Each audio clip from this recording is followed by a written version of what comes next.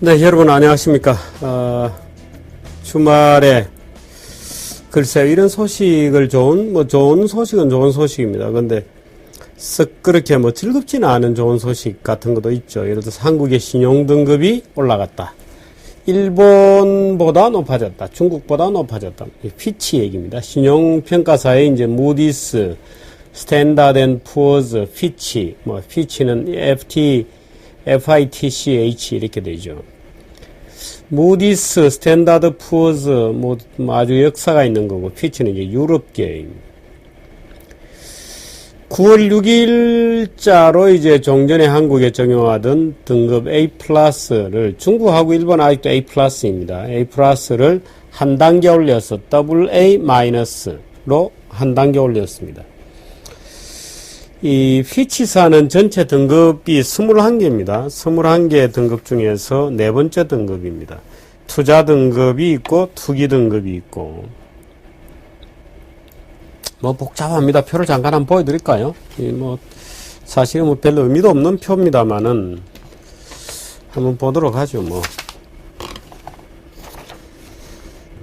별 의미는 없습니다. 사실 이게 이 국가 신용 등급이라는 게 이 국가 신용 등급 자료를 정부가 내면서 우리가 이제 선진국이 되었다 이렇게 자료를 냈습니다만은 제가 그 자료에 주석을 단다면 괄호를 걷었고 그것은 아니고요. 이렇게 주석을 달아야 됩니다. 피치, 무디스, S&P 피치사가 이제 등급을 올렸는데요. 이제 투자 등급이 보면 예를 들어서 AAA, AA 플러스, AA, AA 마이너스. 이번에 이제 한국이 여기로 올라가는데 이게 까맣게 지금 되어 있는 게 한국인데 피치사. 우리 위에 있는 게 이제 미국, 독일, 영국, 프랑스, 캐나다, 싱가포르, 호주, 홍콩, 벨지움 하고 그 다음에 한국하고 사우디 이렇게 되어 있습니다. 그 다음 중국, 일본이 여기 있죠. 칠레, 대만, 이탈리아, 말레이시아 이런 순서로 이제 내려갑니다. 스페인, 멕시코, 브라질, 태국, 러시아, 인도, 인도네시아, 터키, 필리핀 대강 이런 순서라는 것을 여러분들도 보시면 알 것 같습니다. S&P에서 미국 등급이 떨어졌죠. 미국이 이제 S&P 같은 경우는 미국이 1등급이 아닙니다. 1등급, 2등급, 3등급, 4등급 이렇게 할 수 있겠습니다만은 미국은 S&P 같은 경우에 떨어졌고 우리 등급은 지금 무디스하고 같은 등급이다 이렇게 볼 수 있겠죠. 미국, 독일, 영국, 프랑스, 캐나다, 호주, 싱가포르, 홍콩 다 똑같습니다. 우리 앞에 있는 나라들의 순서라는 것은. 오늘 일본과 한국 얘기를 조금 여러분께 드리려고 합니다. 근데 이 기본적으로 신용등급이라고 하는 것은 부채를 갚을 능력 이렇게 얘기합니다. 국가도 우리 개인이 이제 은행에 가면 이제 각 개인별 신용등급이 있잖아요. 그런 것처럼 국가도 신용등급이 있는 것이죠. 그 신용등급을 평가한다. 고 하는 것은 사실 걸맞진 않아요. 근데 어떻든 이제 무디스라든지 스탠다드 앤 푸어즈라든지 피치라든지 이런 데서 이제 국가 신용 등급을 평가하고 기업 신용 등급도 다 평가를 합니다. 평가를 하다 보니까 이제 이 자본시장에서 자본을 조달하고 불특정 다수를 대상으로 자본을 조달하다 보니까 이제 불특정 다수는 신용이 어느 정도 되냐, 내가 갚을 돈을 다시 회수할 가능성이 어느 정도 되느냐는 것이 이제 신용등급의 절대적인 기준이죠. 그래서 우리나라가 일본이나 중국보다 신용등급이 높아졌다는 것은 한국의 정부가 발행하는 국채를 매입을 했을 경우에 그 디폴트 날 가능성이 매우 희박해서 돌려받을 가능성이 중국이나 일본보다도 높다 하는 겁니다. 캐나다, 싱가포르, 호주, 홍콩, 벨지움보다는 낮지만 미국, 영국, 프랑스, 독일, 싱가포르, 호주, 캐나다, 홍콩, 벨지움보다는 낮지만 기타 중국, 일본, 칠레, 대만, 이탈리아, 말레이시아, 스페인 이런 나라보다는 훨씬 높다 이렇게 됩니다. 정부 보도자료에 보면은 이 우리나라 신용등급이 높아진 것을 선진국으로 간 거다 이렇게 얘기하고 있습니다. 이제 물론 국가 신용 등급을 평가할 때 여러 가지 이제 항목들이 쭉 있죠. 그래서 이제 피치가 발표한 내용으로 보면 실물이나 금융 부분도 비교적 안정되게 가고 있고 튼튼한 거시경제 정책 체계가 유지되고 있다. 소득이나 사회 정치 부문에서도 구조적 여건이 개선되고 있다. 뭐 대개 이제 이런 내용들입니다. 뭐 어떻든 빚을 갚을 능력이 있다. 뭐 이제 이런 얘기인데.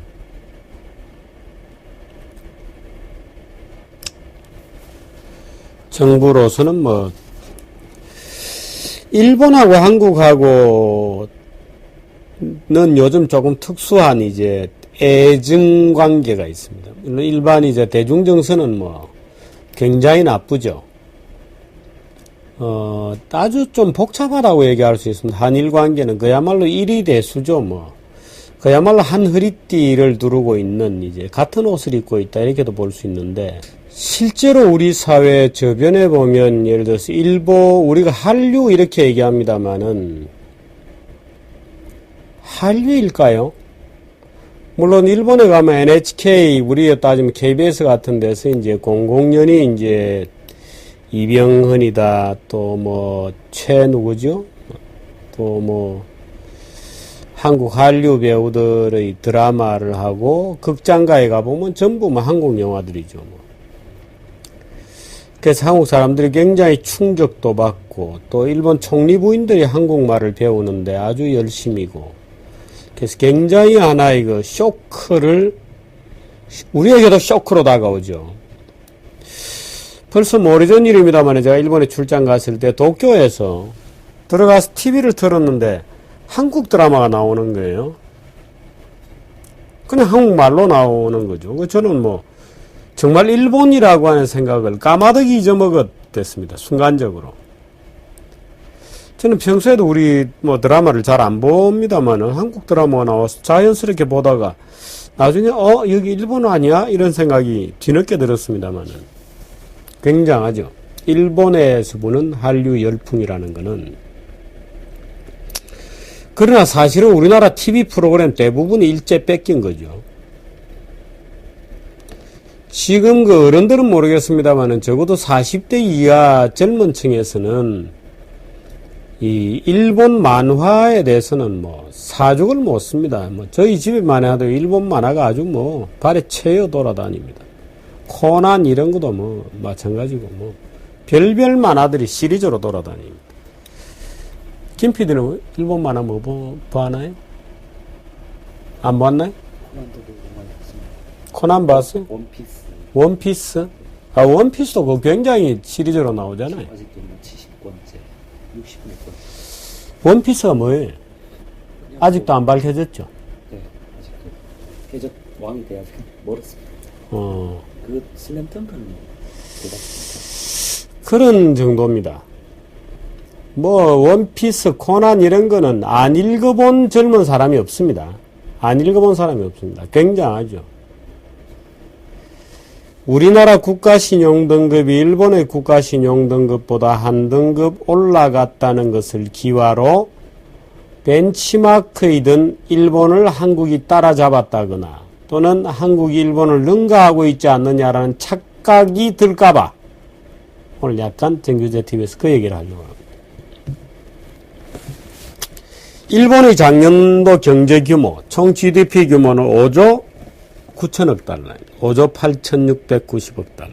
일본입니다. 한국은 1조 1,160억 달러입니다. 꼭 5분의 1이죠. 꼭 5분의 1입니다. 제가 중국에 몇 년 전에 일본에 가서 일본 친구들에게 일본과 중국의 군사력 격차가 어느 정도 되느냐, 청일전쟁 당시보다 당시와 비교하면 어느 정도 되나 이렇게 일본 친구에게 물었을 때 일본의 그 자위대, 해상자위대 그 참모본부에 있는 친구들이 그때보다는 지금이 격차가 크지요 이렇게 당연한 듯이 얘기하는 것을 보고 깜짝 놀랐습니다. 우리는 뭐 중국이 항공모함도 가지고 있고 뭐 그래서 굉장하다고 생각을 했습니다만은 일본은 이야기가 전혀 달랐어요. 물론 지금은 이제 중국이 GDP가 커졌습니다. GDP 규모를 잠깐 한번 볼까요? 뭐 1인당으로 따지면 얘기가 안 되고요. 미국이 전체 GDP 규모가 10억, 100억, 1000억, 15조 불입니다. 그 다음 중국이 7298, 미국 1조 5천억, 1조 5천, 아닙니다. 15조입니다.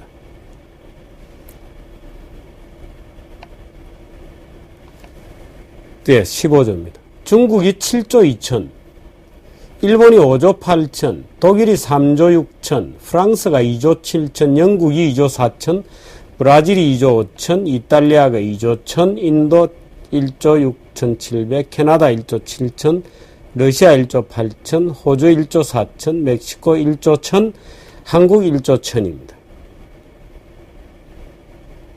빅칸츄리들이죠. 한국도 많이 크긴 컸어요. 그러나 일본의 전체 사이즈 5분의 1이고 1인당으로 따지면 일본이 44,600달러, 한국이 21,500달러. 그 절반이 안 되죠. 신용 등급이 높아졌다고 해서 한국이 일본을 따라잡았다든지 한국이 일본을 능가했다고 생각하면 큰 오산입니다. 물론 국가채로 신용 등급이 높아졌다는 것은 우리 정부가 돈을 잘 갚을 수 있다 이런 뜻이죠. 국가 부채 비율이 한국은 34%, GDP 대비해서 일본이 229%죠. 그러나 우리가 일본에 대해서 지고 있는 무역 적자가 286억 달러였습니다. 작년에. 올해도 뭐 비슷한 수준이 될 겁니다. 말하자면 우리가 국제시장에서 무역 거래를 1조 이상 하지만 일본이 부품을 대주지 않으면 돌아가지 않습니다. 말하자면 곰 제조하고 떼놈이 뭐 돈 번다고 하는 그런 상황이죠. 한국이 제조하고 실제로 부가가치가 높은 원천 기술에서 오는 초과 이유는 일본이 가져간다. 그래서 일본은 한국을 잘 키워주면 계속 돈을 벌 수 있죠. 이런 구조는 전혀 개선되고 있지 않습니다. 말하자면 일본이 한국을 키워주어야 한국은 먹고 사는 구조이다. 우리가 축구나 뭐 이런 거 가지고 조금 뭐 일본에 어쩌다 이기기도 하고 야구에 가서 뭐 세계 야구 선수권 대회에서 일본을 이기기도 하니까 많은 사람들이 일본을 우리가 이제 꺾었다 이런 식으로 착각하지만 큰 오해입니다. 일본이 뭐 올림픽에서 금메달을 우리보다 절반도 못 따죠. 그러니까 어떤 사람들은 이번에도 런던 올림픽에서 우리가 그 금메달을 일본보다 2배나 땄다. 굉장하다 이렇게 생각할지 모르지만 일본은 이미 국가 스포츠를 안 합니다. 말하자면 금메달 하나 따면 팔자 고친다 이런 헝그리 스포츠를 이미 안 합니다. 일본은. 그러니까 일본 선수들은 그냥 취미로 하는 거예요. 취미로. 그 취미로 하는 것하고 우리 선수들 뭐 레슬링에 누가 죽기 살기로 싸웠더니 지더라. 그래서 이번에는 무조건 죽기로 각오하고 싸웠다. 이렇게 얘기할 정도의 헝그리 스포츠거든요. 오히려 어떻게 보면은 이게 비정상적으로 사람의 능력을 최고도로 끌어올려서 금메달을 억지로 딴 거 비슷한 상황이 되어 있습니다. 그렇다면 국가 스포츠를 제외한 일본과 한국의 물론 20대 한국 남성들의 평균 키가 일본보다 커요. 우리가 잘 키웠죠. 일본과 한국은 같기도 하고 다르기도 합니다. 근데 일본이 워낙 시쳇말로 아주 엉망진창을 지금 벌리고 있죠. 천황 가지고 뭐 정규제 TV에서 한번 제가 천황은 인간이다. 일본인들이 이제 그걸 인정해라. 이렇게 얘기했던 적이 있습니다만은 또 한국경제신문 사설에 그날 또 그렇게 썼죠. 천황은 인간이라는 사실을 일본인들은 직시해야 된다. 또 설사 당신들 안에서는 천황을 신이라고 생각할지 모르지만 아시아 인근국 또는 세계 시민들을 향해서 천황에 대해서 신이다고 주장하지 마라 이 밥통들아. 말이 되는 짓이냐 그게 라고 얘기를 하고 환경사설에도 쓰고 그 다음에 이제 조선일보에서 환경사설을 받고 정규제 TV를 보고 아주 그 다음에 뭐 2, 3일 있다 대대적으로 천황은 인간이다고 쓰고 일본이 이제 난리가 났죠. 한국인들은 무식하게 일본 천황을 신이 아닌 인간이라고 주장한다. 이렇게 무례한 인간들이 있냐 하면서 뭐 산케이 같은 데서 한국의 언론을 규탄하는 그 규탄에는 저도 포함되겠습니다만은 난장판이 벌어지고 한 그런 일본입니다. 그 일본은 저렇게 초고도 문명을 유지하면서도 행태, 사람들의 어떤 원초적 사고 습관을 보면 아주 원시적이에요. 아주 단세포적이고. 일본의 지식인들 만나보면 굉장히 델리케트하거든요. 아주 유연하고 복잡하고 굉장한 전문 지식을 가지고 있는데 그 유능하고 전문적인 개개인들이 다 어디 갔는지 일단 집단 행동이 되면 아주 원초적인 무식 상태로 돌아가는 아주 특이한 습관이 있습니다. 물론 우리나라도 뭐 광우병 같은 거 가지고 광화문에서 난장판 버리는 거 보면은 뭐 아프리카 토인 비슷하잖아요.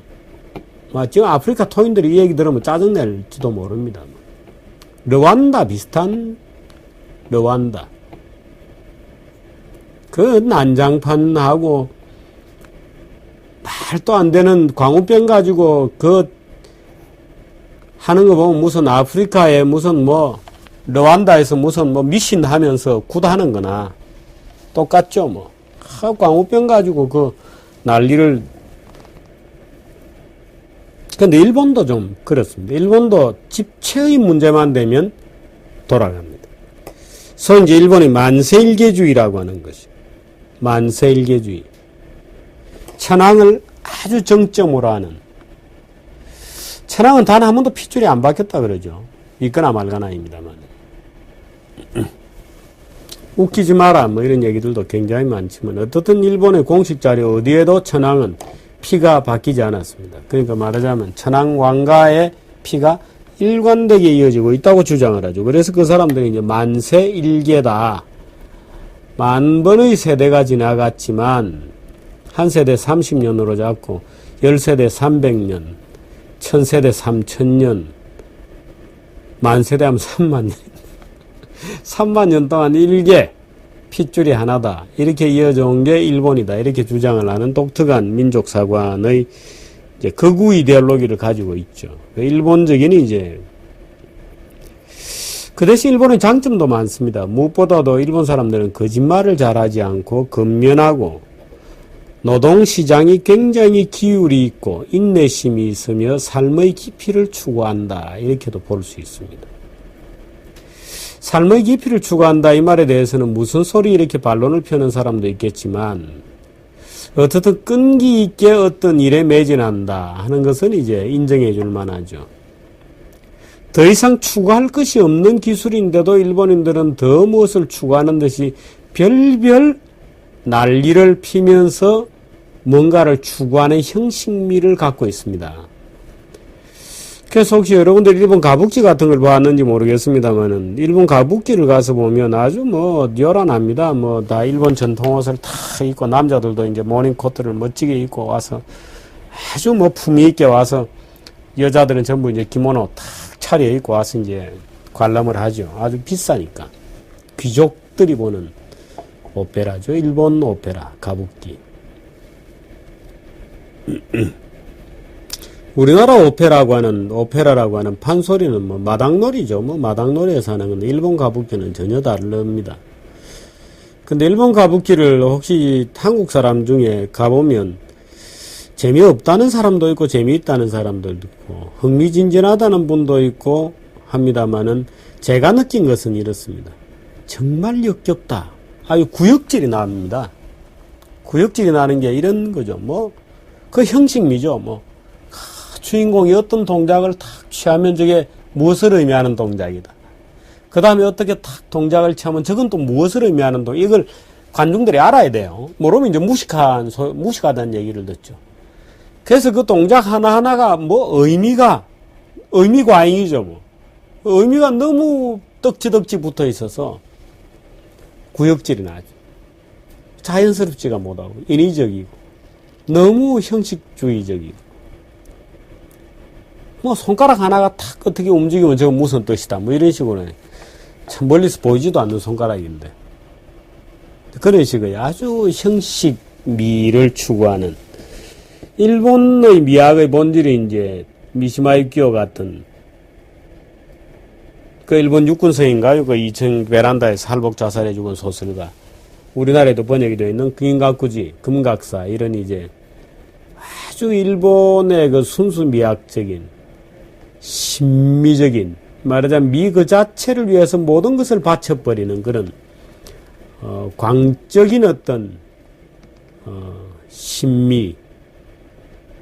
예를 들어서 뭐 남편은 내일 새벽에 가미가제를 떠나는데 다 부인과 이제 목욕을 하고 하얀 옷을 입고 말하자면 떠나는 이제 이별의 세리머니를 이제 말하자면 성행위를 하고 남자가 칼을 뽑아서 여자를 죽이고 그 피가 하얀 옷 위에 이렇게 난자되면서 피가 이렇게 퍼지는 장면을 정말 꼼꼼하게 묘사한 그런 소설들. 그리고 남자는 새벽에 이제 가미가제 죽으러 가는 거죠. 그런데 그 일본의 특기이기도 하면서 일본의 약점이기도 하죠. 반면에 이제 한국 사람들은 뭐 자유분방하고 개방적이고 창의적이고 겁이 없고 뭐 형식이 없습니다. 뭐 형식 무시. 그렇습니다. 그야말로 뭐 난장이죠. 뭐 도전 정신이 있다. 그 대신에 무질서하다, 거짓말을 잘한다, 돈방된다, 또 이런 것도 아주 약점이죠. 돈방된다, 뭐. 돈방된다, 그렇게 본다면 예를 들어서 뭐, 우리 TV에 나오는 농객들이라고 하는 사람들 중에 뭐 여러 사람, 몇 사람 있습니다. 아마 저쪽에서 나오는 농객들 중에 돈방된다, 이러면 여러분 아마 금방 떠오르는 사람 한 사람 있죠? 혹시 김 PD 떠오르는 사람 있어요? 바로 맞췄어요. 이 방송에 또 그런 얘기를 할 수도 없고. 바로 맞췄어요. 그 이제 돈방대고. 이 한국 사람들의 약점이기도 하면서 또 장점이기도 해요. 어떤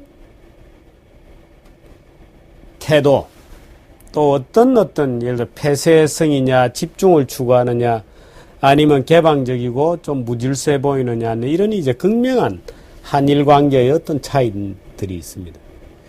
한국 사람은 차를 마셔도 뭐 정자에 나가서 이제 마시죠. 툭 트인 곳에서. 근데 일본 애들이 이제 다실 안에서 탁 머리를 숙이고 들어가서 탁 무릎을 꿇고 앉은 다실에서 차를 마시는 아주 독특한 차이들이 있습니다.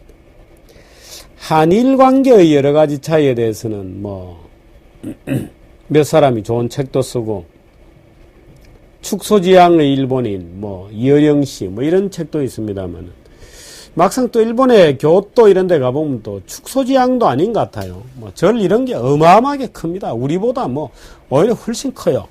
그래서 오히려 중국의 항주 소주 쪽에 영향을 많이 받았다 이런 느낌도 좀 들고 얘기가 좀 지금 자꾸 두서없이 가고 있습니다만은 기업으로 보면 어떨까? 아직 멀었습니다. 지금 일본 기업을 겨우 비트했다고 할까요? 맞짱을 뜰 수 있다고 할까요? 또는 일본 사람들이 야, 한국의 저 기업은 뭘 연구해 볼 만한 가치가 있다. 왜 저렇게 잘하고 있을까 하고 연구해 보는 유일한 회사는 삼성전자 밖에 없습니다. 삼성전자 하나를 가지고 우리가 일본을 이겼다고 얘기할 수 없죠. 또 삼성전자조차도 원천 기술이라든지 이런 데 있어서 예를 들어서 뭐 아직까지 일본을 이겼다고 얘기할 수 없습니다. 일본의 그 산업 구조나 클러스터, 전문 중소기업으로부터 대기업으로, 대기업 조립업체로 연결되는 그 클러스터 구조를 우리가 비트했다? 택도 없다. 이렇게 얘기할 수 있죠. 그래서 지금 일본과 한국을 비교하게 되는 여러 가지 이제 것들이 앞으로 더 많이 나올 겁니다. 예를 들어서 한국의 경제는 앞으로 일본형 장기 침체로 갈 거냐. 적어도 경제 구조만 놓고 보면 가능성 99.9%죠. 걱정이 되죠. 근데 일본 사람들의 행태, 한국 사람들의 행태, 또는 일본의 20대, 한국의 20대를 비교해 보면은 완전히 다를 것 같습니다.